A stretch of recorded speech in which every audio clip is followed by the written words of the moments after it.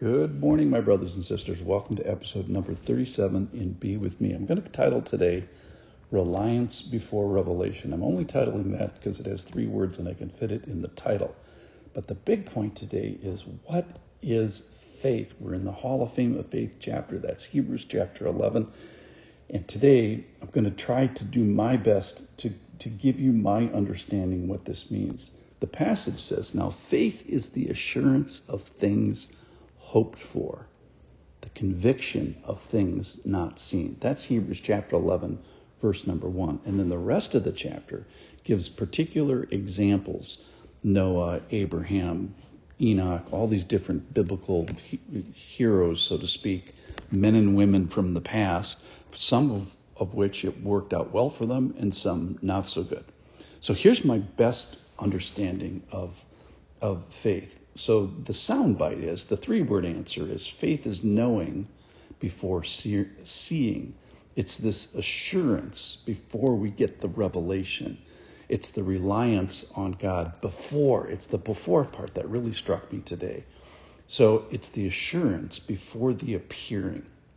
So there's something that has to happen before you have to be trusting in something before you get the promises. So it's trust in the person of God before the promises of God are evident. I think that's my favorite understanding. So faith is the trust in the person of God before the promises of God are evident. So it's trusting in his character before we get the clarity of circumstance.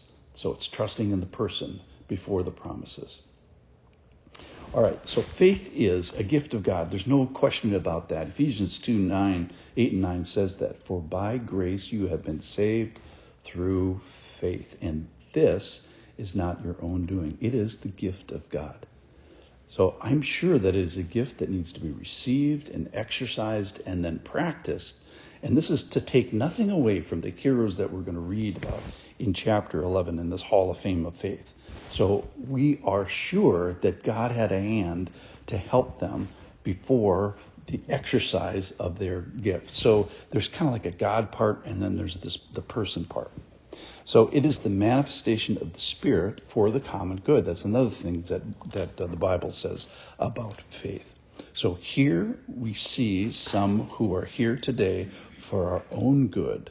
So remember Abel. So even though Abel is dead, it says that Abel is still speaking. So after he passed from the world, his faith is still speaking. So think of this. Your faith, or the lack of it, is going to speak from the grave, at least from this earth. So I suppose that we should credit God for sure. It's only his gift, and part of it is only his. But then on the other hand, part of it is our exercise of that. So today we're going to honor one person, Noah. There's going to be a lot more as time goes. And let's be encouraged by 2 things. Number one, by his part in this, that Noah had some hand in this. So he had a moment where before he could see things, he laid it all on the line for God. For some, it externally turned out well. But we're going to hear about some in this chapter where externally it did not turn out well. So this is not, a prosperity gospel. It's a reality gospel. It's a faith gospel. For some, the circumstances turn out well. For others, it doesn't. Well, let's talk about Noah for a second. Verse 7, by faith Noah, being warned by God concerning events, and then here's the critical part, as yet unseen. And then he's going to tell us how he responded. In reverent fear, he constructed an ark, a boat, for the saving of his household. By this, he condemned the world and became heir of the righteousness that comes by faith. So Noah is an example of this faith that we're talking about. Remember, we're saying faith is the trust in the person of God before the promises of God are evident. So there was Noah standing on the desert floor, and God says, I'm going to make this flood. And so he trusts in God, and before he sees that actually come true. And in the meantime, he builds this boat and saves his family. So he had faith in something he didn't quite yet see. So this faith changes his behavior now. And similarly, we have opportunities for faith to change our behavior now. Let's talk about, let's say, judgment. Well, let's say judgment is something we don't yet see, but it should be affecting our faith story. So faith is the trust in the person of God, and Noah is a good demonstration of this, before the promises of God is evident. So we're going to let Noah serve as an example. Then there's going to be about, 35 others in this chapter that serve as an example of trusting in God before we see the end result. So from our passage today, we learn that faith speaks now and later. So let's be people who are warmly or desperately receive this gift from God and then exercise, do our part. So do our practice of it, if you will. So my prayer today is that my faith may last, and may it help, may it do something, both now, today, yes, but also long after that I'm dead to this world and I'm alive to the next.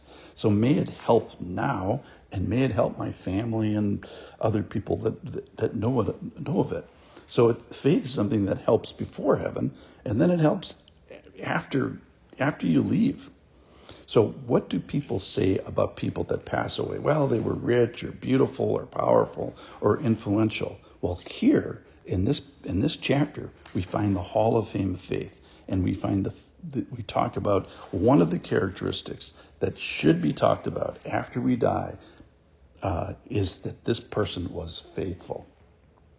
So we have a moment or a series of moments where the people in this chapter are going to lay it all on the line and have faith in something that they don't yet see. Similarly, in our lives, there's going to be a time that each of us is going to lay it on the line for God and have faith in something that we don't yet see. In the meantime, so this before part of it, we have to trust in the person of God before the promises of God are evident. Thanks for listening.